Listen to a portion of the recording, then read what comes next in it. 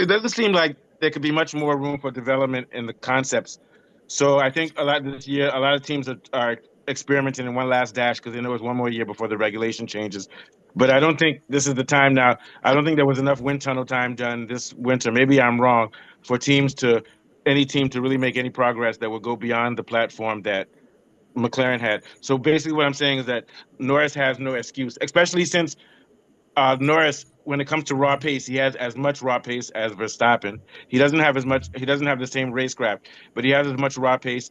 Him, Verstappen, and Russell are the top three qualifiers. So my argument is that there's there's no excuses this year. I think for me, it comes down to like what we've been saying about mindset. If you don't have a winning mindset, you are likely to struggle Yeah, to get those wins. And I think what Norris is saying with the statement that he made is that he has that self belief from the beginning of the season for the first time in all the time that he's been racing in Formula One. And I think that should bode well in terms of boosting his chances to winning the championship. I mean, if you can win over yourself in your mind, like get over your mental hangups, I think that's half the battle won. It's just, of course, then he needs to sort of translate that into performance on the track, but also not get sort of like hung up on mistakes and things like that when he makes them. Um, just like learn to move on very quickly without getting hung up. But I think like we've been saying, McLaren do have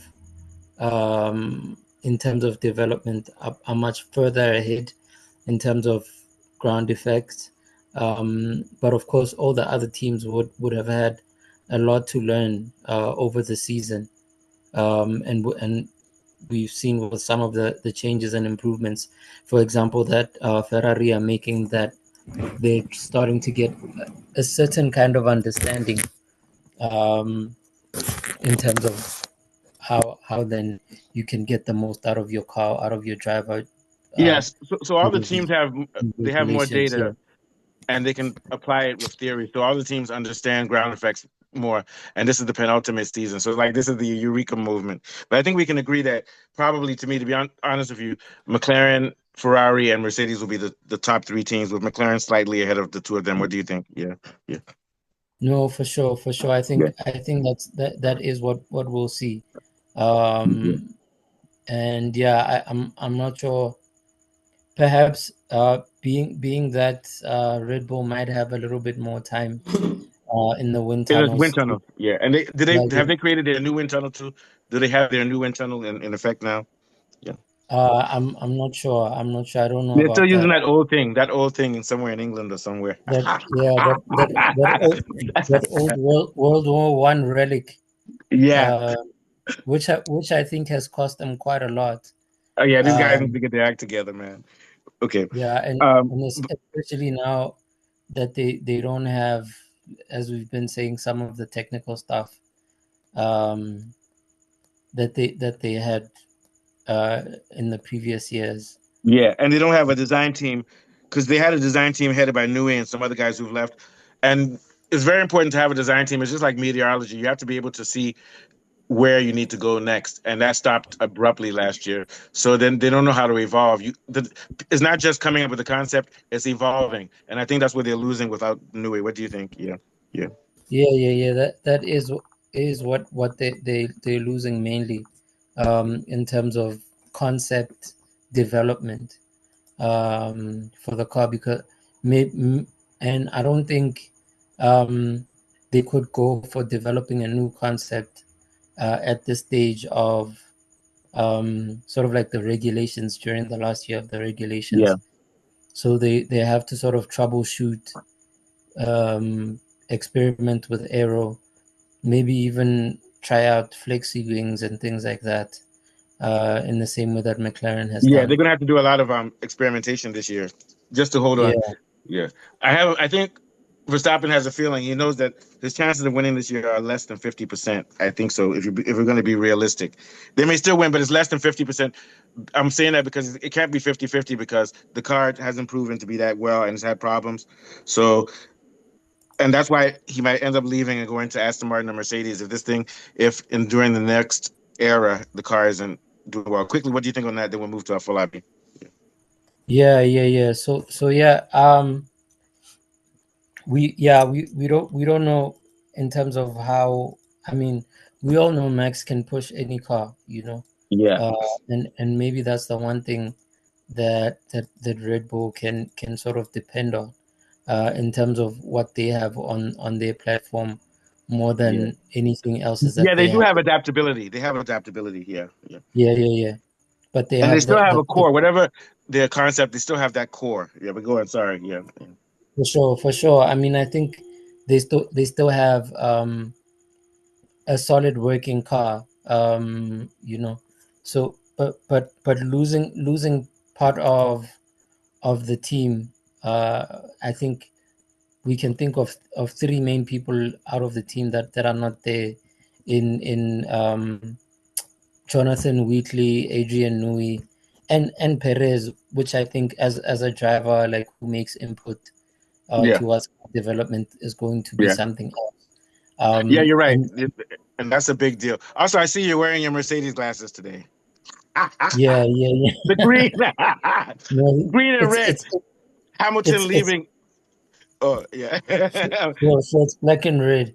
Oh yeah, it looks like Um, green on the internet. Yeah. Okay. yeah, Okay. So we'll come back yeah. to you, but let's get back. I'm gonna go to our follow. Let's get back to what we're saying with Norris. So now Norris is saying that he has momentum and he's ready to go. That's what he should have always had, and you don't have to use it in words. Beardon said you don't talk about it, you do it. Verstappen doesn't say that.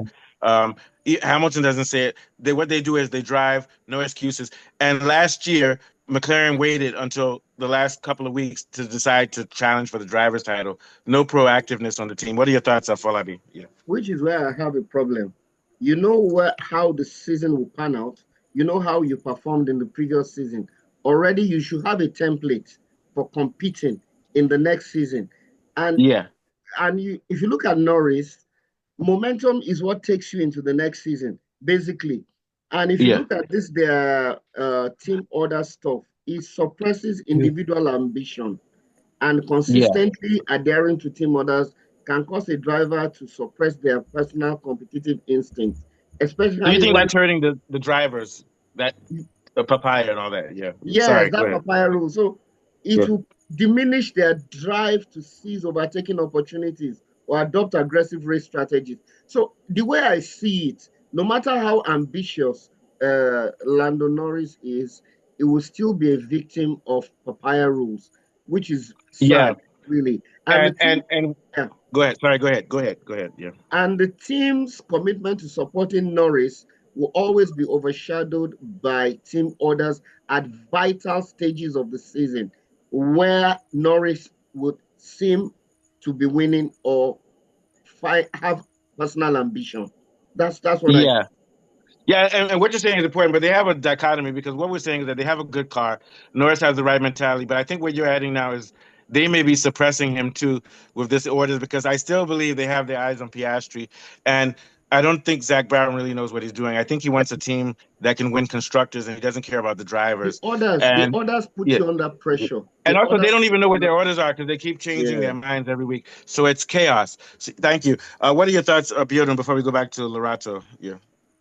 Okay, yeah, I think Afolabi is right. I think one of the most important things is if Mercedes decides, I mean, McLaren decides not to bring team orders into play in the new season, they will definitely suffer from it from other teams. At Red Bull, for instance, Max will definitely get the best out of team orders. So it's going to negatively impact McLaren in whether in constructors or Also, drivers. Russell. Yeah. Also in Mercedes too, Russell will get team order preference before Kimi Antonelli. In Ferrari, we don't know yet, but it looks likely that Hamilton is going to be the number one driver. So they That's what, need to yeah, it looks like they Ferrari is trying need to make him the number one, which is interesting, but driver. go So ahead. they Yeah. need to McLaren need to come out and say this is our number one driver. it takes nothing away from Piastri, that is a tremendous talent and is a good driver. But for you to have a driver as world champion, you need to do that. And for McLaren now, the stepping stone is you have built last season by winning the constructors. This season, you need to put pressure on the team. Yeah, they need to give priority to him and keep Piastri in the wing. And then to me, I would tell Piastri, look, give Norris a year. Just give him a year. Then then it's your time. That's what I would do. I'm serious. That's how you do it. That's how you do it. Okay, so let's go back to Lorato, because Lorato came up with the idea for the show. So can you expound on us on how you think what you were telling me about Norris's attitude shows that the team and he in general appear not to be ready in the past, present, or even now in the future? What do you think? Although we're not saying they won't be ready, but they have to change radically. What did you have to say, Lorato? Yeah, I think that they have to have a very strategic approach, which includes how they set up these papaya rules that they want to race by. Like judging from how people qualify.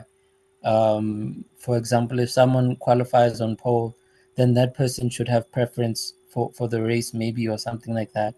But so they shouldn't just do like half the season. We decide they should have a computation all the way. Yes, exactly. Exactly. Go on, continue, Lorato. Go ahead. Yeah. And I think, I mean, what I actually noticed even from last year's races, that I mean, a team out of the 24 races, a driver has to win about 8 and finish in the points for most of the other races. Red Bull has those types of rules. Yeah. So if they put their heads down in terms of that and identify 8 particular tracks at which they know they can outperform any car, you know, that will be, you know, a way to go about securing the championship. And they have that data, which is really what Red Bull did.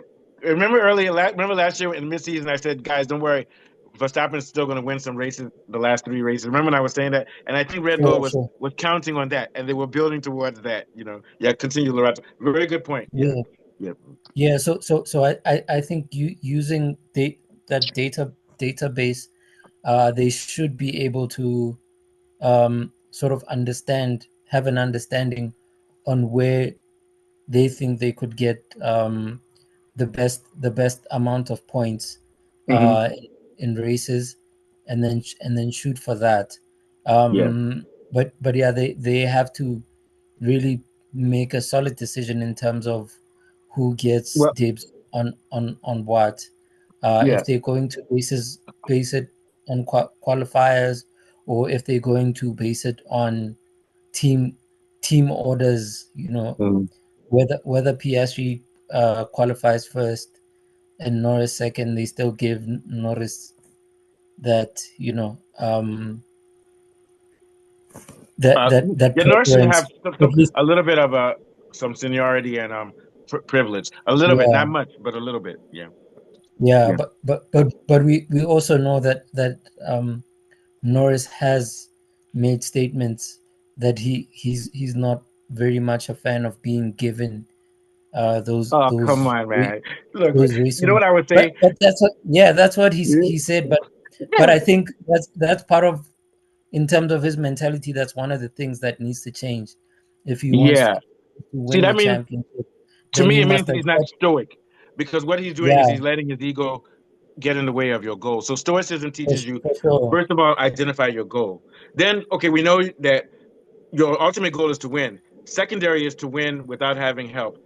But at the end of the day, your ultimate goal is to win. And as long as you do your part and you get to where you get those privileges, then there's no disgrace. That's what Peter Windsor said. He said, you've already earned the right to have, like Schumacher earned the right to have Barrichello and those guys slow down because he had worked so hard. So right now, due to his performances, he has the right to do that. Even if he doesn't like that, you just have to be stoic and ignore your ego, because we all know ego is the number one downfall of any athlete. And allow the team to support you.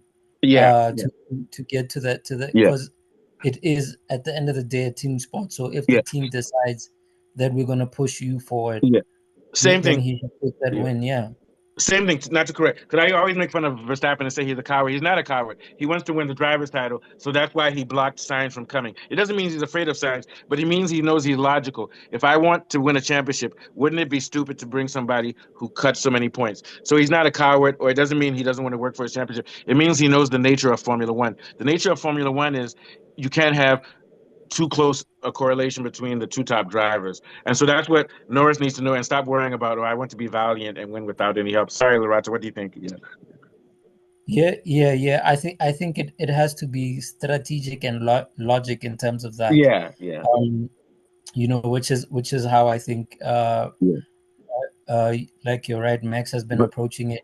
But I think he also has to have the same kind of opportunistic way of thinking. Everybody has to have it. You have to. Yeah. I think But my point is what we've seen in terms of opportunism in 2024 was how Russell really used that, winning races after people crash ahead of him or whatever, because he's there to. Russell's my boy, man. Yeah, he's there ready to pounce on any opportunity that is presented to him in order to win the race. And you don't see Russell saying, "Well, I didn't want to win just because the two of you were racing each other and I capitalized." You don't talk like that after a race. You're like, "Yeah, I won because you know what? I'm a vulture." That's what you say. Yeah. Because I stay close because I know anything might happen ahead of me. And that's another thing. That's how Piastri is, and that's how Russell is not that way. When things are going really bad, he just gives up and doesn't capitalize. You understand? So he needs to get over that. We're not dissing. This is not Russell, Norris. This is not diss Norris Day, but it's just like, some things need to change. Just like I think Verstappen has gotten over some things need to change with Verstappen, in which he gets angry and does reckless stuff that could cost him his title too. So these guys are all like that. Any last thoughts, Lorato, before we go to Biodun? Sure. So yeah, I think part of this new mentality that Norris is saying that he has to be exactly that, a way of approaching every race with the idea. I think it's a great thing that he's approaching the season already with the mentality that he knows he has the opportunity to win, and that's a great start. I think he might be already. The only thing is that's what everybody's thinking every year. That's what Gasly's thinking. That's what Alonso. So he's affirming it verbally, but I think my view is less talk now, more action. I also think that Norris, not everybody. Norris is the type. For example, Russell talks a lot, but I think he's so deceptive that his own talk doesn't come back to haunt him. But I think Norris is such that when he says something, if it doesn't happen, it adds more stress to him. So if he knows he's not the type of person, like, for example, if Norris says, I'm going to win. If tomorrow he's like, if I don't win, I'm going to look stupid because I said I want to win yesterday, then he shouldn't talk. You understand? Unless he can. So in other words, if you're going to talk and boast, do that as long as you know that if you lose, you don't care that you said it. But it seems like he cares about his public persona. Like he said, he reads magazines about what everybody writes about him. So my thing is that I mean, even this thing of him rescinding the statement about Max's win in Brazil. Oh yeah, it looks weak. Not being great. The fact that he said it in the first place was misplaced. And then you rescind it in public. It's like you're continually creating a power dynamic in which this guy is your lord. Verstappen is his lord, because Verstappen hasn't apologized for anything. And they said that Verstappen and Russell are now okay with each other, but neither of them came on TV and said I was wrong. Because Formula One is like boxing, like Muhammad Ali. After these guys quit, they're friends. But while you're in that arena, you have to be dirty, man. Quickly, what are your thoughts, Biodun, before I go to one last thing? We're going to talk about dirty Briatore. But go on. What are your thoughts, Biodun? Yes, I think spot on from everyone. Can you hear me? I hear you. Yeah, sounds very good. I think spot on from everyone. I think you have to be aggressive. The world generally is a dog-eat-dog world. For you to be world champion, you have to be aggressive. And if you take us back to 2021 in Abu Dhabi, you can see the amount of pressure Christian Horner put on Michael Masi. You can see the amount of pressure Max Verstappen put on that was dirty. That was dirty. So for you to want this, you have to take it. Nobody is going to give it to you wholeheartedly. You can see when Rosberg and Hamilton were fighting for the championship in 2017 when Rosberg won. You have to grab this, and it's not about just talking on the press and saying in the media. You have to want it. And I think he has to Lando do it. is at the period that he wants it. So let's see if his words would lead to action on the track. I think I would be Personally, I one think of it those will. people who will be happy He's if 26. he win it. But to be fair, never underestimate Max Verstappen. That guy is That guy is an assassin, man. He's an assassin. But here's what I think. I think Norris will eventually win a title. And I think when Norris is 35 years old, he's going to win a title in his 30s. He's going to laugh at how childish he was when he was 26. That's what I really believe. What do you think, Falabi? Yeah. Well, you got to remember, 26 is young. I'm twice as old as this guy, and I still feel young too. Well, if this team orders continue, I feel it's going to limit his racecraft development, because racecraft is developed by engaging in on-track battles. And if he continues to get disappointed by taking team orders, he's not going to hone his racecraft ability and decision making under pressure. And it's not going to help him in the distant future. So personally, I think an ambitious driver should aim to win personal as a personal accolade, not a team stuff. And that goes to the root of his mistake was not demanding to be number one driver when they brought Piastri in. Yes. I think that was his big mistake. Yeah. Yes, and it will erode self-confidence. Yielding team directives all the time will erode self-confidence. I think that's the biggest issue they have. They have to get rid of one of those drivers in the next 2 years, to be honest with you. Yeah. Okay, so let's move